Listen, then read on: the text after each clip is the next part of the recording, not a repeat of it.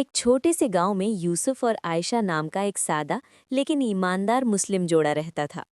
उनका घर कच्चा था, जिंदगी सादा थी, लेकिन दिल बहुत बड़े थे। यूसुफ रोज सुबह फजर की नमाज पढ़कर मजदूरी करने निकल जाता। कभी ईंट ढोता, कभी खेतों में काम करता। जो भी मिलता अल्लाह का शुक्र अदा करके घर ले आता। आयशा भी खाली नहीं बैठती थी।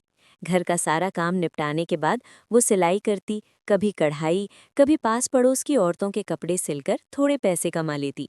वो कहती, रिस्क देने वाला अल्लाह है, लेकिन कोशिश करना हमारी जिम्मेदारी है।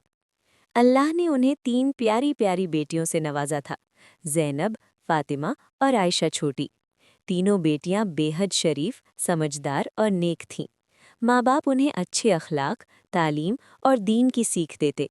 घर में गरीबी थी, लेकिन मोहब्बत और सुकून भरपूर था। लेकिन समाज समाज चुप कहाँ रहता है। गांव के कुछ लोग अक्सर ताना मारते, बेचारा यूसुफ, 3 बेटियां हैं, बेटा नहीं है, बुढ़ापे में कौन सहारा बनेगा। कोई कहता, अरे बेटियां तो बोझ होती हैं, खर्चा ही खर्चा। ये बातें यूसुफ और आयशा के दिल को चुभती जरूर थीं, लेकिन वे अल्लाह से कभी शिकायत नहीं करते। यूसुफ बस मुस्कुराकर कहता, जिस रब ने दिया है वही सबसे बेहतर जानता है।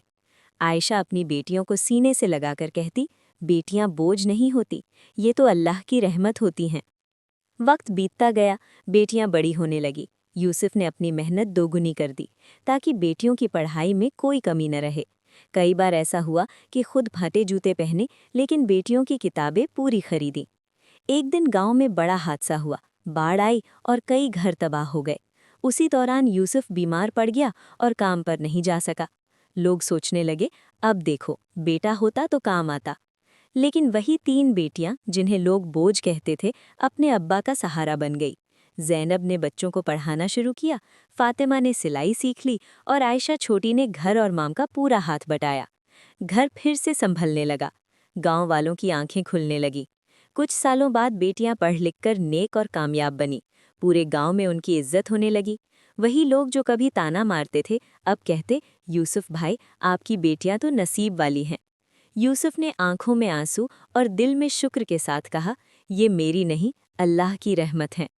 मॉरल यानी सीख, बेटियां बोझ नहीं होती, बल्कि अल्लाह की सबसे बड़ी रहमत होती हैं। सब्र, मेहनत और अल्लाह पर भरोसा इंसान को जिंदगी में ज़रूर कामयाबी देता है। समाज के तानों से नहीं, अपने ईमान